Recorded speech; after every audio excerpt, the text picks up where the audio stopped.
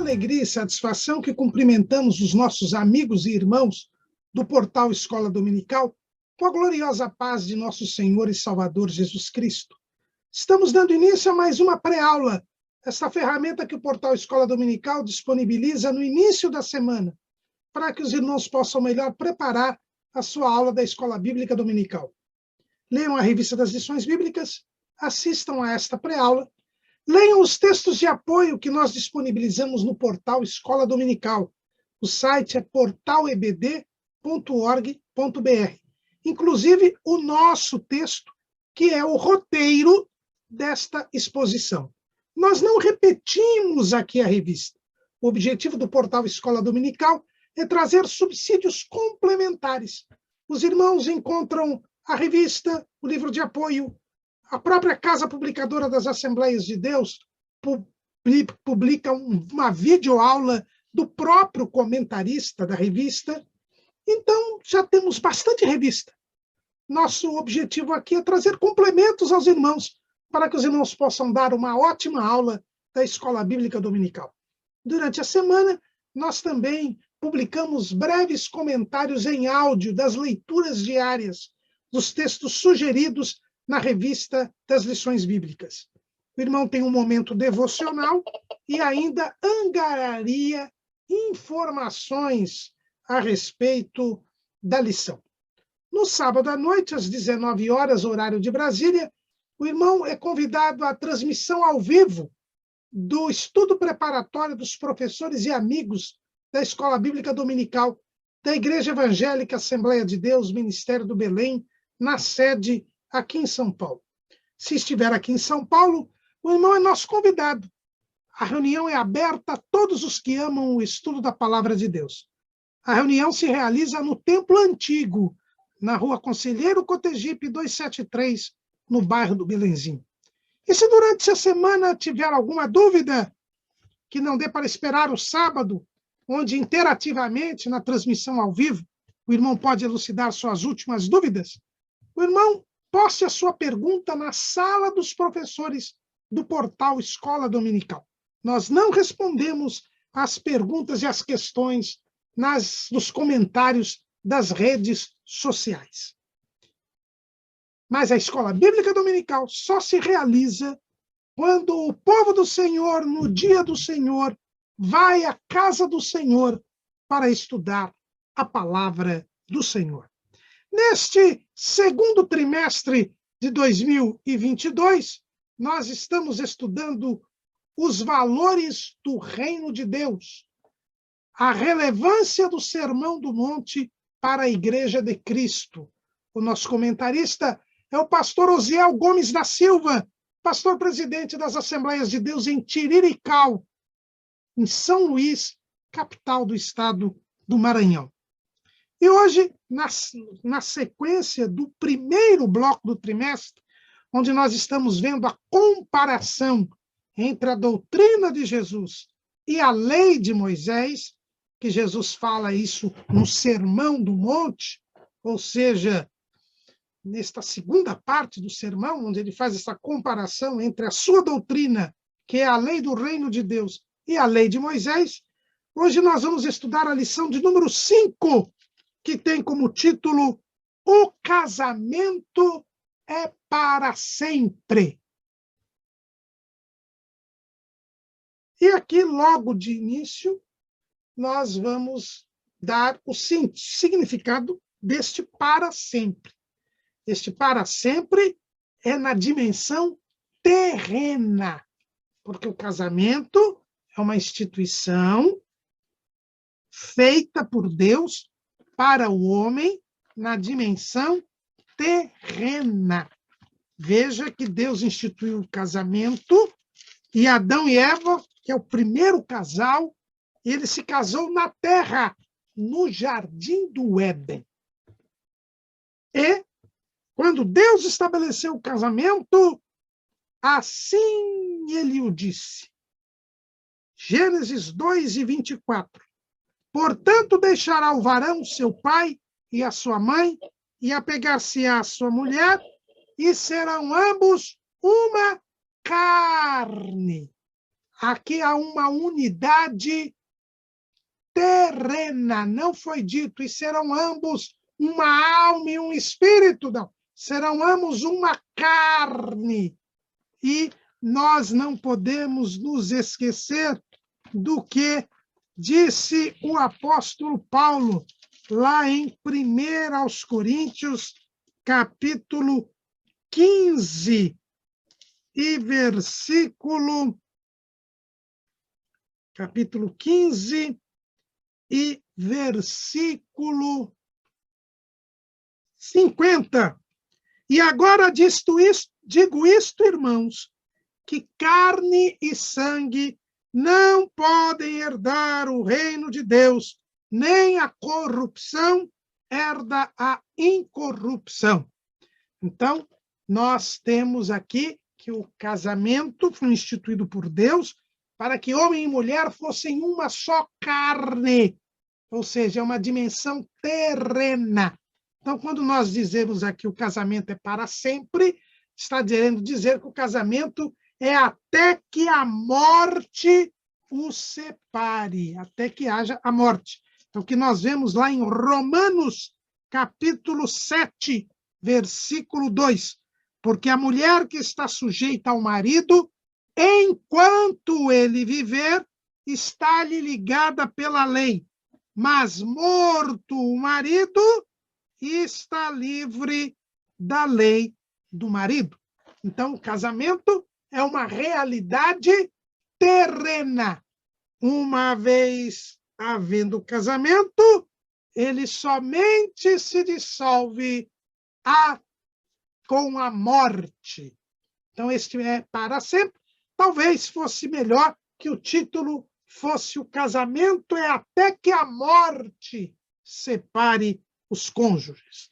É o que Jesus ensina lá em Mateus, capítulo 19, quando falam com ele a respeito do divórcio, ele diz assim, capítulo 19, versículo 4. Ele, porém, respondendo, disse, não tendes lido que, no princípio, o Criador os fez macho e fêmea, e disse, portanto, deixará o homem pai e mãe, e se unirá à sua mulher, e serão dois numa só carne? Assim não são mais dois, mas uma só carne. Portanto, o que Deus ajuntou, não o separe o homem. Então, aqui nós temos que este casamento é para sempre na dimensão terrena. Nós insistimos neste ponto porque os Mormons, a Igreja de Jesus Cristo dos Santos dos Últimos Dias, os Mormons defendem a existência de um casamento eterno, um casamento que perduraria na eternidade, o que é antibíblico. E, para que não haja dúvida, já que esse título diz o casamento é para sempre, não está dizendo que o casamento é eterno, que o casamento é perpétuo, está dizendo que o casamento é único e deve durar até que haja a morte de um dos cônjuges. Então, aqui nós explicamos, então, este título. Mas, depois de ter falado do homicídio, Jesus agora vai falar do 7º mandamento. É o mandamento seguinte da segunda tábua. Segundo os judeus, cada tábua tinha 5 mandamentos. Os 5 primeiros relativos ao homem e Deus, portanto, os mandamentos referentes ao amar a Deus, e os 5 últimos referentes ao relacionamento entre o homem e seu semelhante, o amar o próximo, os 2 grandes mandamentos da lei, que Jesus diz lá em Mateus, capítulo 22, respondendo a um doutor da lei. 22 e 36. Mestre, qual é o grande mandamento da lei? E Jesus disse-lhe, amarás o Senhor teu Deus de todo o teu coração, de toda a tua alma e de todo o teu pensamento. Este é o primeiro e grande mandamento. E o segundo, semelhante a este, é: amarás o teu próximo como a ti mesmo. Desses dois mandamentos dependem toda a lei e os profetas. Então, as duas tábuas da lei, que trazem aquele resumo da lei, elas estão relacionadas a esses dois grandes mandamentos. A primeira tábua fala do amor a Deus e a segunda tábua fala do amor ao próximo. A segunda tábua começa com o sexto mandamento, que é: não matarás. E depois do mandamento de não matarás, lá em Êxodo, capítulo 20, versículo 13, está: não matarás. E o versículo seguinte, o mandamento seguinte, Êxodo 20, 14, não adulterarás. Então, depois que Jesus falou do não matarás, ele agora vai falar do não adulterarás. E, mais uma vez, ele vai mostrar a distorção e a limitação da interpretação dada ao mandamento pelos mestres da lei, pelos escribas, pelos fariseus, e como legislador, ele vai dizer o verdadeiro alcance, o alcance completo, o significado perfeito deste mandamento. Como legislador. Voltando ao que dissemos na aula anterior, o rabino-chefe de Roma, Jacob Neusner, dizia que não podia aceitar que Jesus era o Messias, porque no Sermão do Monte, Jesus se fez o legislador, se fez Deus, e ele não podia aceitar que Jesus fosse Deus. E por isso ele não cria em Jesus como Messias. O rabino-chefe de Roma, num debate com o então cardeal Joseph Ratzinger, que depois passou a ser o Papa Bento XVI, e Bento XVI colocou no seu livro Jesus de Nazaré, são 3 livros, ele coloca, ao comentar o Sermão do Monte, esse debate que teve com esse rabino-chefe. E esse rabino-chefe tem toda a razão. Jesus se colocou no lugar de Deus, se fez Deus, disse ser Deus no Sermão do Monte, porque como legislador, ele dá a interpretação correta, completa e perfeita da lei de Moisés, o que não era feito pelos doutores da lei, pelos escribas e pelos fariseus. Mas para os seus discípulos, que agora estão em comunhão com Deus, porque ele derramou seu sangue na cruz do Calvário e tirou o pecado do mundo e estabeleceu a amizade entre Deus e os homens, coisa que até então não tinha sido feita, os discípulos de Jesus, por estarem no patamar espiritual superior, porque agora estão em comunhão com Deus, estão na luz, são participantes da natureza divina, a eles, seus discípulos, Jesus dá o sentido completo e verdadeiro da lei. E aí a coisa fica mais apertada. Aí a exigência é maior, porque agora nós temos que seguir a Cristo a partir do coração que se encontra purificado, que se encontra santificado, porque nós tivemos os nossos pecados perdoados e tirados. Então, aqui nós entendemos o que Jesus está a dizer. E é interessante ver que na nossa revista, a ilustração desta lição de número 5 são as alianças, né? O casamento, 2 alianças de casamento. E como nós sempre ouvimos falar em qualquer cerimônia de casamento, a aliança de casamento, veja, ela não tem começo nem fim. Ela é inteiriça. Por quê? Porque ela é para durar durante toda a existência terrena dos cônjuges.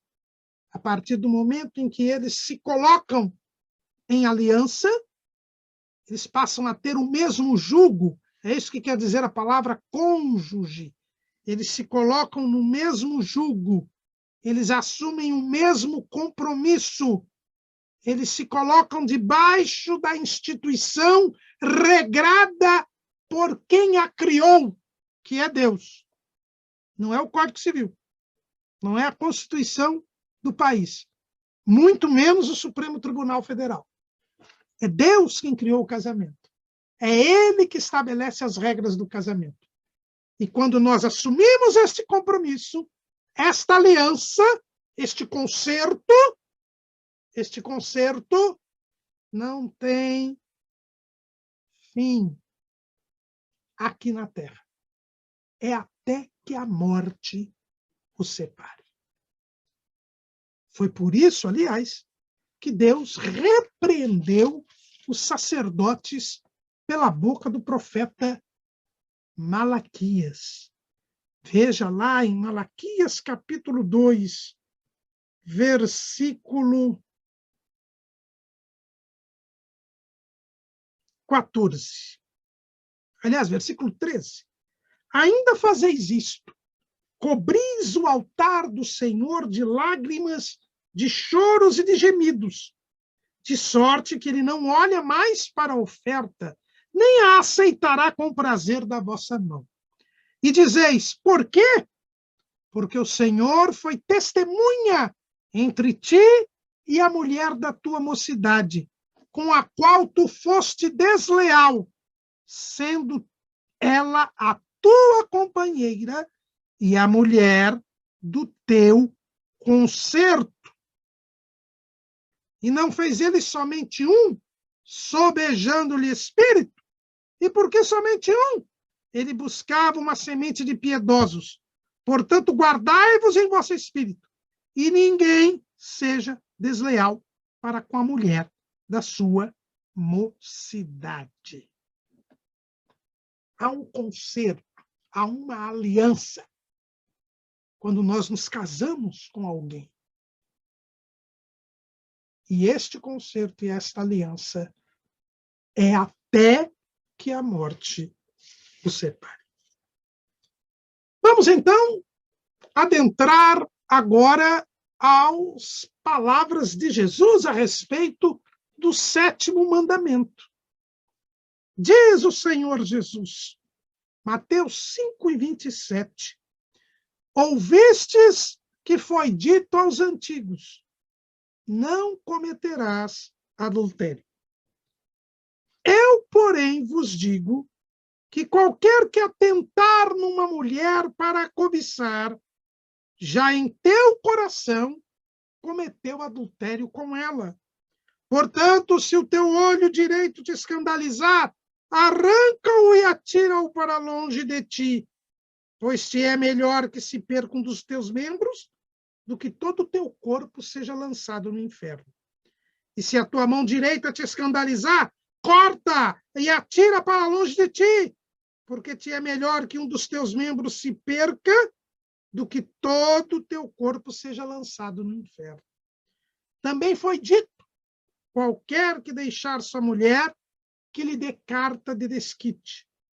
Eu, porém, vos digo que qualquer que repudiar sua mulher, a não ser por causa de prostituição, faz que ela cometa adultério. E qualquer que casar com a repudiada, comete adultério. É este o princípio do reino de Deus com relação ao casamento, com relação ao 7º mandamento. Vejamos que o mandamento é não adulterarás. Ouviste que foi dito aos antigos, não cometerás adultério, não adulterarás. A declaração de fé das Assembleias de Deus diz lá no seu capítulo 18, onde fala sobre os 10 mandamentos, no item 5, diz o seguinte, lá na página 159. O sétimo mandamento, não adulterarás, condena o adultério e a impureza sexual. O objetivo dele é proteger a família. Diz respeito à pureza sexual e à proteção da sagrada instituição da família. É o compromisso de fidelidade entre marido e mulher. Vejam, irmãos, que quando se coloca não adulterarás na lei, qual era a interpretação que tínhamos para esta circunstância? Em primeiro lugar, segundo os intérpretes da lei, só havia adultério quando uma mulher mantinha relações sexuais com alguém que não era o seu marido. E por que isto?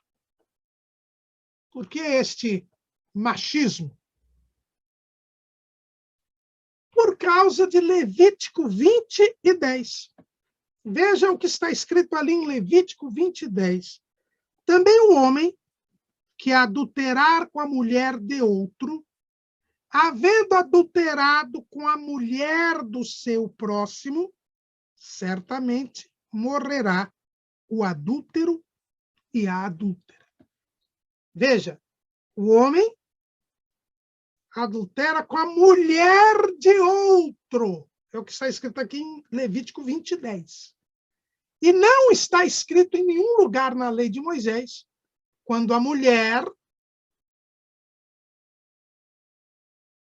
que adulterar com o marido de outra. Então, já começava daí a interpretação distorcida da lei. Era preciso que a mulher, que o homem, mantivesse relação sexual com a mulher de outro. Ou seja, se o homem mantivesse relacionamento íntimo com uma mulher solteira ou viúva, ele não cometia adultério. Porque só haveria adultério se a mulher fosse mulher de outro. Então, eles eram extremamente literalistas. Só há adultério quando o homem vai e mantém um relacionamento sexual com a mulher de outro. Davi praticou adultério com Batseba, porque Batseba era mulher de Urias. Mas quando Davi, que já era casado com Mical, manteve relacionamento íntimo com Abigail, que estava viúva de Nabal, ele não tinha cometido adultério. Pela lei de Moisés, na interpretação dada pelos mestres da lei. Só havia adultério quando o homem mantinha relação sexual com a mulher de outro homem. Aí ambos deveriam morrer, tanto o adúltero quanto a adúltera. Lembram-se todos que aqueles homens levaram a mulher adúltera à presença de Jesus, porque ela estava adulterando. Ela era casada e estava mantendo relações sexuais com outro homem que não o seu cônjuge. Então, já na lei de Moisés, na interpretação dada, já começava daí.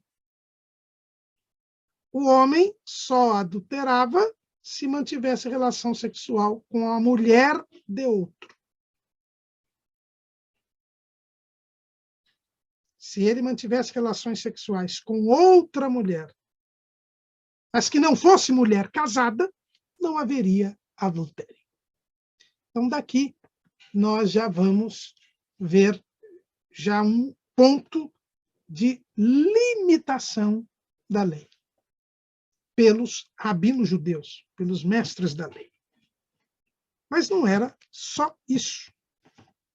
Também só havia adultério se tivesse provado a relação sexual, o coito vagínico. Ou seja, se houvesse a união das genitálias entre as pessoas envolvidas. Se um homem unisse o seu corpo, o seu órgão genital, com o órgão genital de uma mulher casada. E é interessante notar que esta interpretação dada pelos doutores da lei é a interpretação seguida hoje na ciência do direito. Os juristas, todos, eles têm a mesma interpretação. Em todos os países, até o dia de hoje, quando se fala em adultério, se fala na relação de coito vagínico entre um homem e uma mulher. Se não ficar demonstrado este ato sexual, não há adultério. Eu me lembro, quando eu estudava direito, já há muitos anos atrás, o adultério ainda era crime no Brasil. Ele deixou de ser crime há alguns anos atrás, e nós, então, estudávamos o adultério no direito penal, e até também no direito civil, no direito de família, porque era uma das causas de divórcio, era o adultério. E os professores eram bem claros. Se nós seguirmos um marido que está com uma mulher que não é a sua, formos atrás dele, acompanharmos ele entrar no quarto com esta mulher que não é a dele, entrarmos no quarto, acendermos a luz, tirarmos o cobertor e encontrarmos as duas pessoas nuas, uma do lado da outra, não há adultério, porque não há prova da prática do ato sexual. Só há adultério quando há o coito vagínico. Até hoje é esta a interpretação do direito. E assim faziam os doutores da lei. Por isso, no episódio da mulher adúltera, quando eles quiseram embaraçar o Senhor Jesus, aqueles acusadores daquela mulher fizeram questão de realçar este aspecto. Veja lá no Evangelho segundo escreveu João, capítulo 8, versículo 3. E os escribas e fariseus trouxeram-lhe uma mulher apanhada em adultério. E, pondo-a no meio, disseram-lhe: Mestra, esta mulher foi apanhada no próprio ato, adulterando. Veja que era praticamente impossível, como era já no Brasil, praticamente impossível provar um crime de adultério, porque se exigia a prova do ato, um ato feito na intimidade. Mas eles fizeram questão de dizer para Jesus que aquela mulher tinha sido apanhada no próprio ato, adulterando, para que não houvesse dúvidas. Mas aqui os irmãos já veem qual era a interpretação. Então, os irmãos vejam que quando a lei dizia não adulterarás, a interpretação da lei de Moisés, dada pelos antigos, era de que, primeiro, a mulher tinha de ser casada, senão não haveria adultério. Segundo, era preciso haver a prática do ato sexual entre o homem e a mulher casada. Então, era muito reduzido o sentido, o alcance do mandamento. Mas este era o que era dito aos antigos. Este era o patamar dos escribas e fariseus. No reino de Deus, para os discípulos de Jesus, a coisa é bem diferente. Porque Jesus diz: eu, porém, vos digo que qualquer que atentar numa mulher para a cobiçar, já em seu coração cometeu adultério com ela. Não precisa ser mulher casada, é com uma mulher. Não precisa praticar o ato sexual. Basta cobiçar, desejar. É o que se costuma dizer, o adultério em pensamento. Se alguém deseja o cônjuge do outro, já adulterou. Porque o adultério, assim como o homicídio, ele procede do coração. Mateus capítulo 15, versículo 19. Porque do coração procedem os maus pensamentos, mortes, adultérios, prostituição. E assim segue, furtos, falsos testemunhos e blasfêmias. O adultério se dá no coração. Houve o desejo. E este desejo, normalmente, se dá pelo olhar. O que a psicologia, a sexologia, hoje já define, e estudou, e já diz, Jesus já tinha dito lá no Sermão do Monte. Portanto, se o teu olho direito te escandalizar, arranca-o e atira-o para longe. A cobiça, o desejo, vem do olhar. Não se pode olhar a mulher do outro, o marido da outra. Se eu olhar, este olhar pode me levar ao desejo.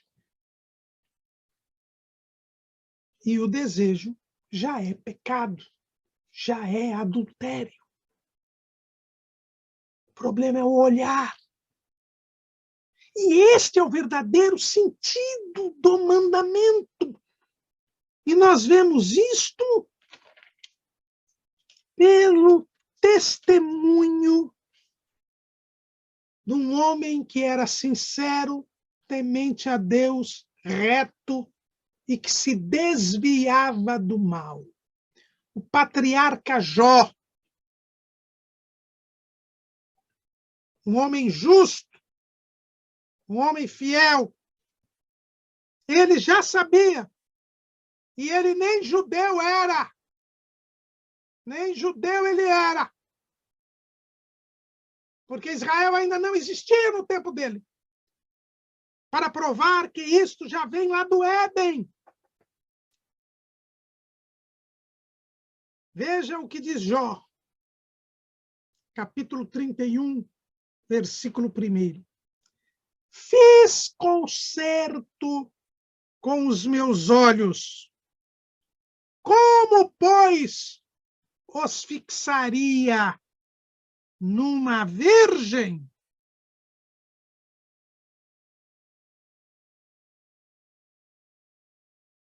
Mas vai mais além.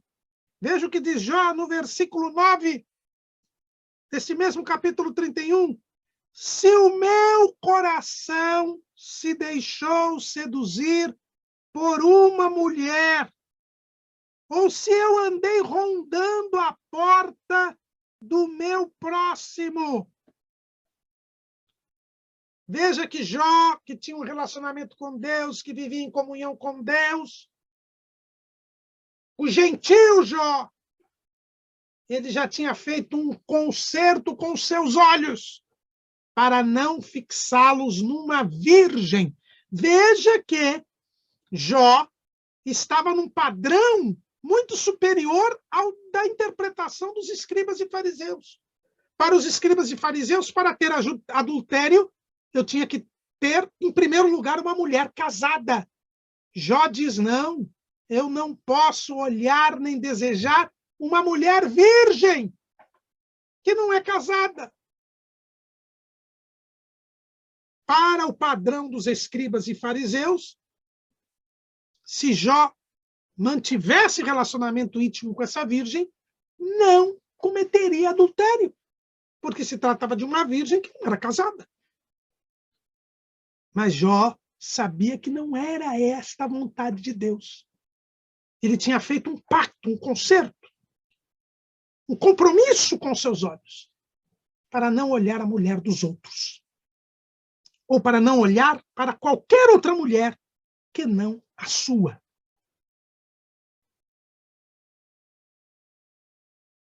Primeiro. Segundo, ele diz,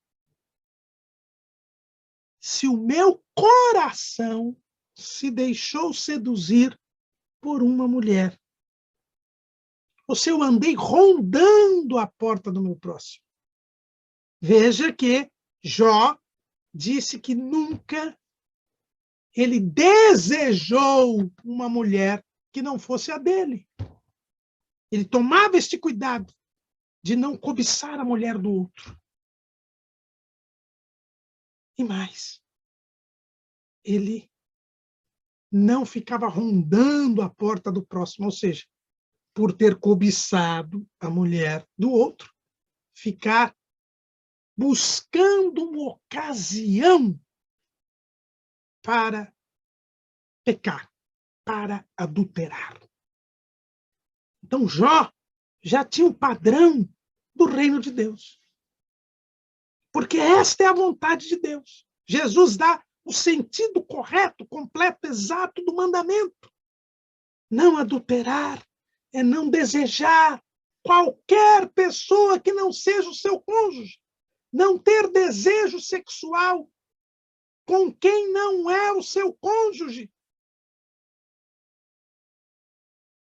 E para isso você deve, em primeiro lugar, fazer concerto com os seus olhos, tomar cuidado com os seus olhos, não permitir que os seus olhos sejam motivo de tropeço espiritual. E aí nós vemos, irmãos, hoje em dia, o problema da pornografia, como ela tem derrubado muitos. Por quê? Porque nós precisamos tomar cuidado com os nossos olhos.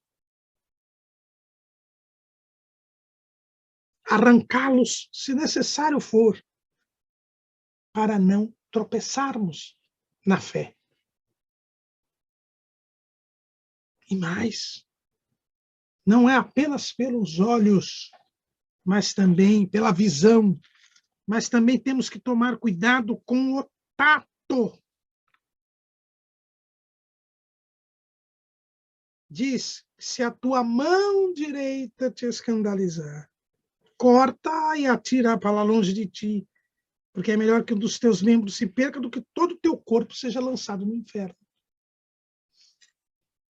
O tato, as carícias, o contato, isto também leva ao adultério. E aí nós temos que ter este cuidado com a visão e com o contato, para que nós não percamos a castidade, que é a pureza sexual. A condenação do adultério não é a condenação tão somente de um ato sexual com uma mulher casada, como interpretavam os judeus, mas é a pureza sexual. Eu tenho que ter o meu coração sexualmente puro e tomar cuidado para que a visão e para que o contato não venham a me levar à impureza sexual. E aí eu já terei o adultério. E é interessante notar que, mesmo nos 10 mandamentos, o 10º mandamento, ele já falava disso. Veja, lá em Êxodo 20 e 17. Não cobiçarás a casa do teu próximo, não cobiçarás a mulher do teu próximo, nem o seu servo, nem a sua serva, nem o seu boi, nem o seu jumento, nem coisa alguma do teu próximo. Os irmãos vejam que essa interpretação limitada, conveniente do 7º mandamento passava por cima do 10º mandamento, que falava que não se devia cobiçar a mulher do próximo. E, neste ponto, nós temos um outro desdobramento do mandamento, que aí Jesus fala a respeito do divórcio. A lei do reino de Deus para o divórcio. Veja que o simples cobiçar alguém que não é o seu cônjuge, levado pela visão ou pelo contato, já é adultério. E aí Jesus fala a respeito da carta de divórcio. Veja, também foi dito: qualquer que deixar a sua mulher, que lhe dê carta de desquite. Na lei de Moisés estava previsto o divórcio. Lá em Deuteronômio, capítulo 24, nós temos a previsão do divórcio. Quando um homem tomar uma mulher e se casar com ela, então será que, se não achar graça em seus olhos, por nela achar coisa feia, ele lhe fará escrito de repúdio e lhe dará na sua mão e a despedirá da sua casa. Se ela, pois, saindo da sua casa for e se casar com outro homem, e se este último homem a aborrecer e lhe fizer escrito de repúdio e lhe o der na sua mão e a despedir da sua casa, ou se este último homem que a tomou para si por mulher vier a morrer, então seu primeiro marido que a despediu não poderá tornar a tomá-la para que seja sua mulher, depois que foi contaminada, pois é abominação perante o Senhor. Assim não farás pecar a terra que o Senhor teu Deus te dá por herança. O divórcio era permitido pela lei de Moisés. Era uma permissão.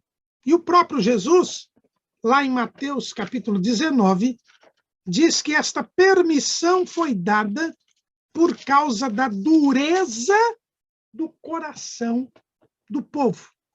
Veja lá em 19:7 de Mateus. Disseram-lhe eles, então por que mandou Moisés dar-lhe carta de divórcio e repudiá-la? Disse-lhes ele, Moisés, por causa da dureza do vosso coração, vos permitiu repudiar vossa mulher. Mas ao princípio não foi assim. Nós vemos aqui, mais uma vez, uma situação na lei que revela a imperfeição do homem. Moisés permitiu o divórcio. O divórcio foi permitido, tolerado por Deus. Assim como a poligamia foi tolerada e permitida por Deus. Porque Israel não tinha crido, não tinha amado a Deus, não tinha subido ao monte. A lei veio para apontar o pecado. O povo não tinha comunhão com Deus. O povo não cumpriu a lei. E por causa desse estágio de imperfeição, Deus, que não nos permite tentar além da capacidade que temos, permitiu o repúdio. Permitiu o divórcio. Mas o divórcio, ele tinha algumas e grandes limitações. Veja, em primeiro lugar, que era preciso que o homem, e veja que o divórcio era o repúdio. O repúdio era só o homem que podia mandar a mulher embora. O repúdio, na lei de Moisés, é muito semelhante à nossa demissão por justa causa que existe na lei trabalhista. Vocês não sabem que na lei trabalhista, o empregador, o patrão, ele pode mandar embora o empregado a hora que ele quiser. Se o contrato for por tempo indeterminado, ele pode mandar o empregado a hora que quiser embora. Ele só tem que avisar o empregado com antecedência. Se não avisar, tem que pagar o chamado aviso prévio. E é um poder do patrão. O patrão pode despedir o empregado. Era o que acontecia na lei de Moisés. O marido podia despedir a mulher. A mulher não podia despedir o marido, mas o marido podia despedir a mulher. Isso era o repúdio. Era um machismo na lei de Moisés. Por isso que não é de Deus. E como o coração do homem era duro, porque eles não creram em Deus, porque eles não criam em Deus, eles eram um povo obstinado, é assim que Deus fala a respeito deste povo. Veja lá, no último canto de Moisés, no último cântico de Moisés, ele diz assim, lá em Deuteronômio, capítulo 32, versículo 5, corromperam-se contra ele. Seus filhos eles não são, e a sua mancha é deles. Geração perversa e torcida é. No próprio cântico de Moisés, o último cântico de Moisés, Moisés já traz uma mensagem profética de Deus, mostrando que Israel era um povo obstinado, um povo rebelde. Por isso que o divórcio foi colocado na lei.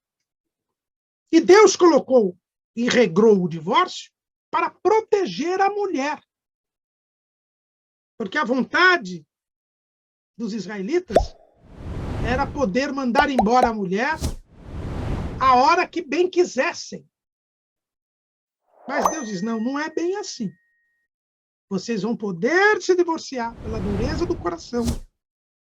Mas, primeiro, vai ter que ser dado um escrito de repúdio na mão da mulher. Para nós, hoje, isso é coisa comum. Porque todo mundo tem acesso a um papel e a escrever. Mas, naquele tempo, conseguir um escrito de repúdio era algo muito raro. Poucas as pessoas eram que sabiam escrever. O material era caríssimo. E, portanto, era muito difícil, pelo menos nas camadas populares da população, ficou ruim, né? Camadas populares da população. Nas camadas mais populares do povo de Israel, haver um repúdio, porque tinha que ser por escrito.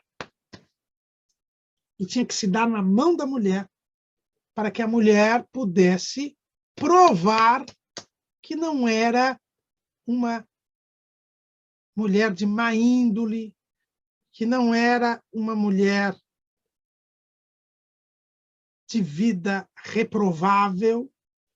Não, ela tinha sido casada e tinha sido despedida pelo seu marido.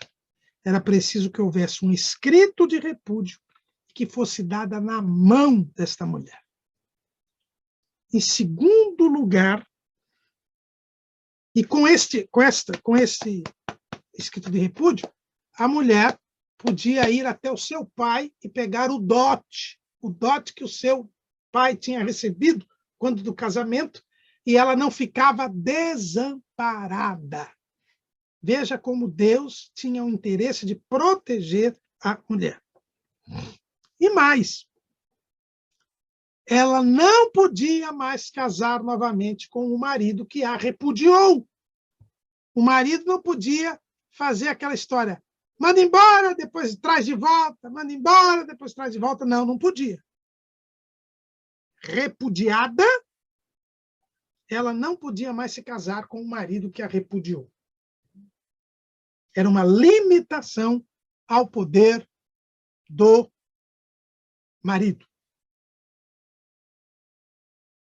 Segundo ponto, a lei dizia que tenha o marido de achar coisa feia nela. E aí surgiu uma discussão que existia nos dias de Jesus. Quando vão perguntar a Jesus sobre o divórcio, mesmo depois do que ele disse no Sermão do Monte, é porque havia uma discussão muito grande entre duas escolas rabínicas, duas interpretações contraditórias.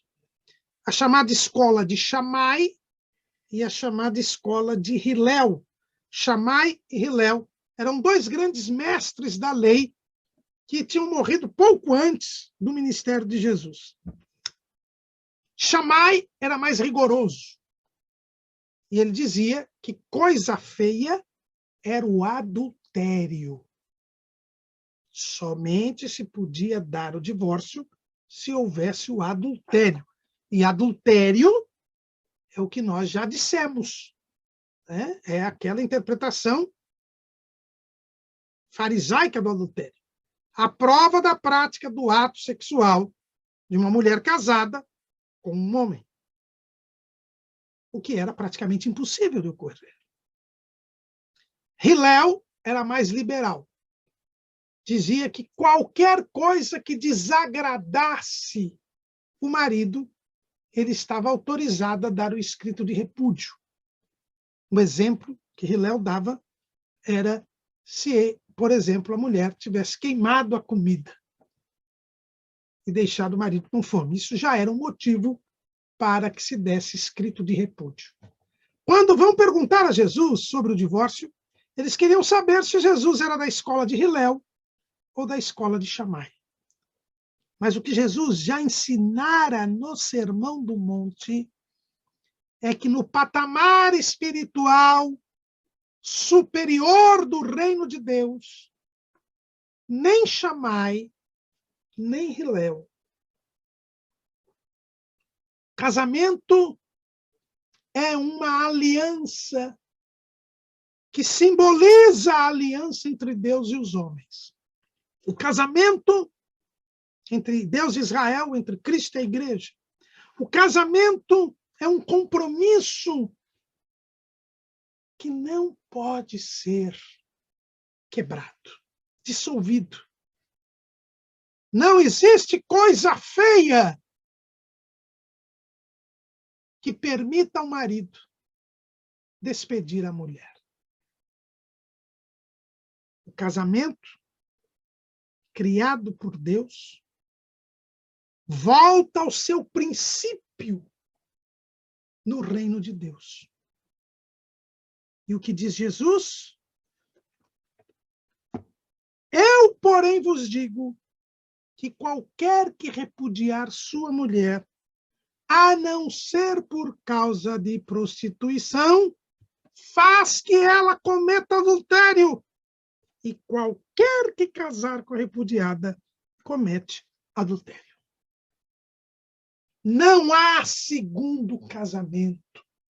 O princípio divino é Gênesis 2:24. Essa é a regra do casamento. Portanto, deixará o varão, seu pai e a sua mãe, e apegar-se-á à sua mulher.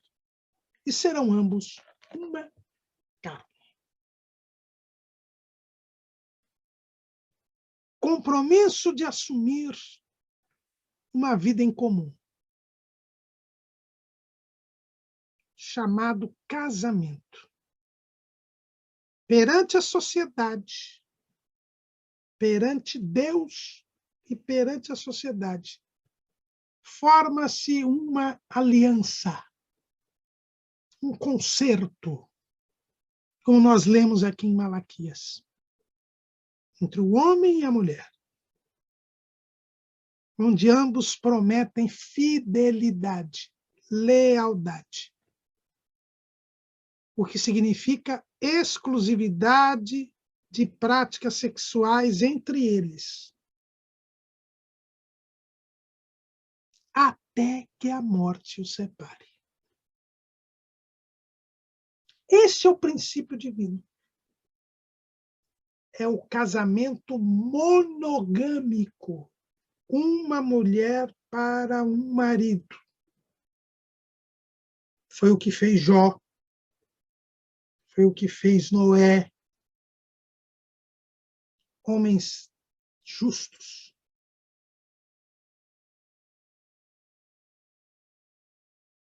Era o que fazia Abrão. E quando ele arruma uma concubina, há um problema.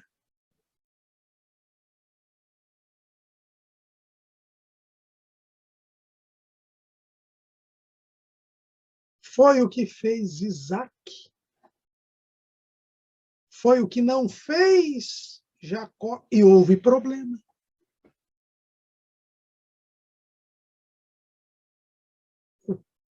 Não fez Davi, houve problema. Não fez Salomão, houve problema.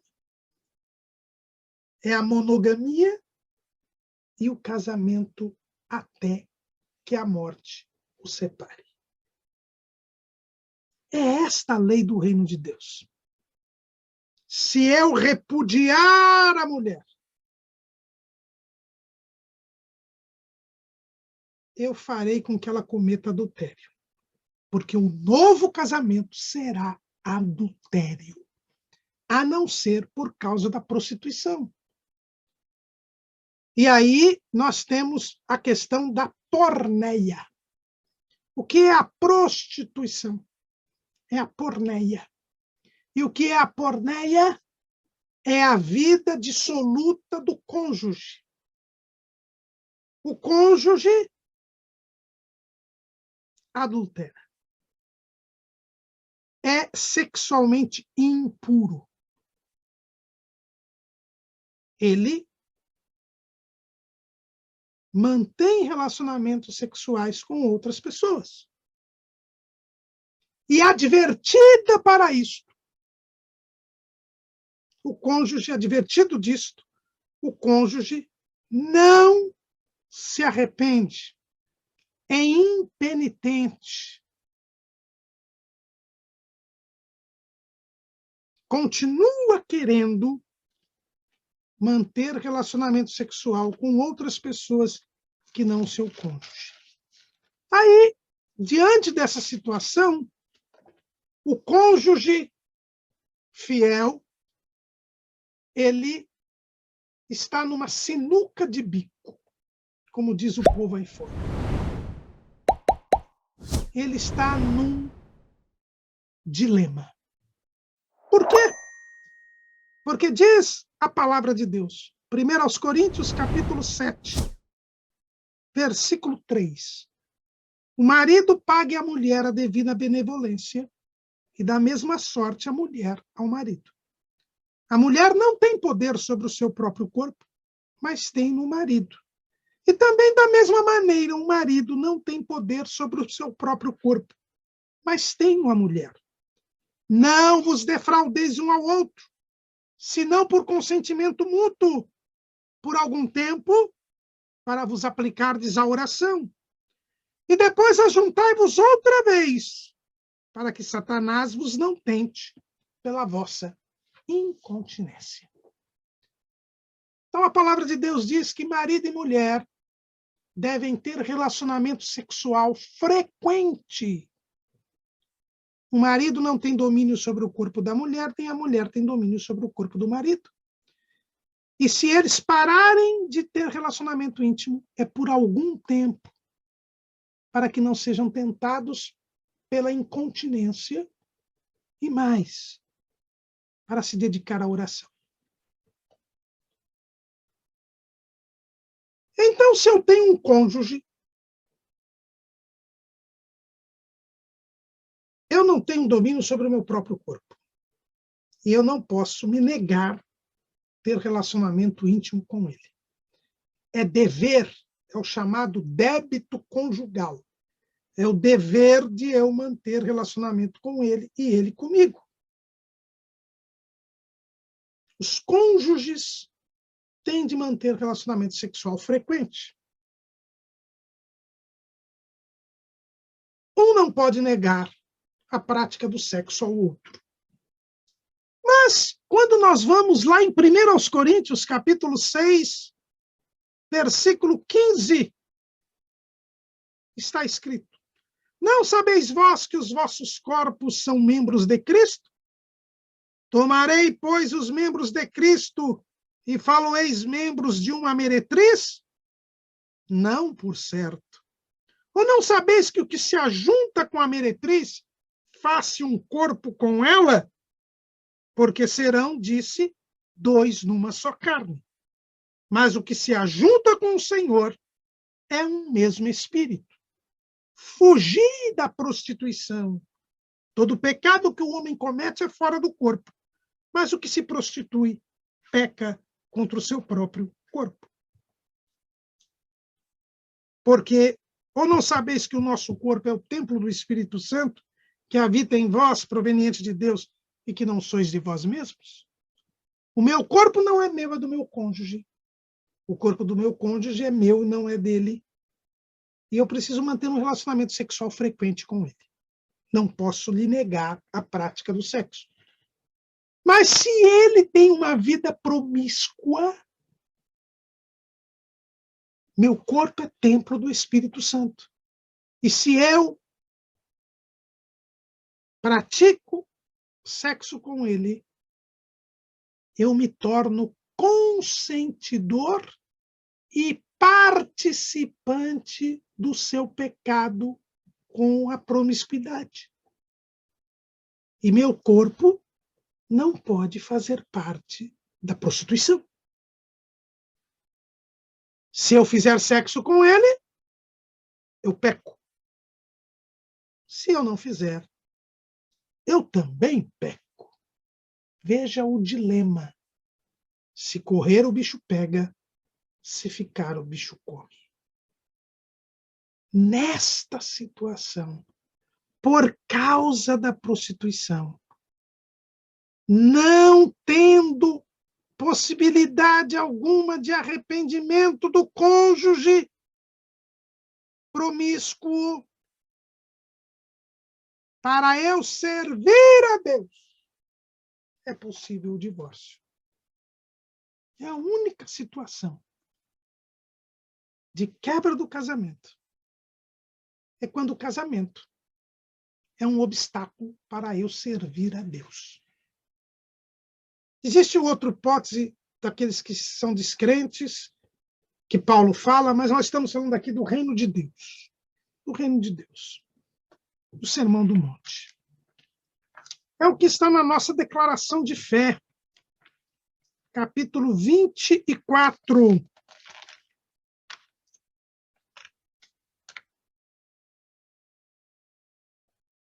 Item 1, página 204 e 205. A dissolução do casamento é justificada nos seguintes casos: morte, infidelidade conjugal e deserção por parte do cônjuge descrente. Fora destes casos, não há hipótese de dissolução do casamento. Se houver novo casamento, este novo casamento é adultério. É o que Jesus nos ensina aqui no Sermão do Monte.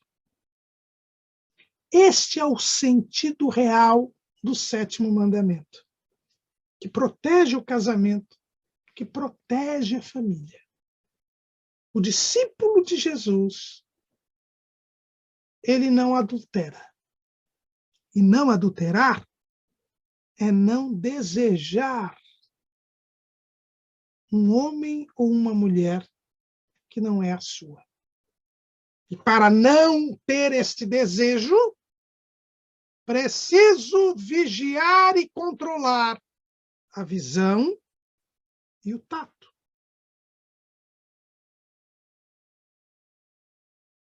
O discípulo de Jesus não se divorcia, a não ser por causa da prostituição. E não casa de novo, porque aí cometerá adultério. Amém.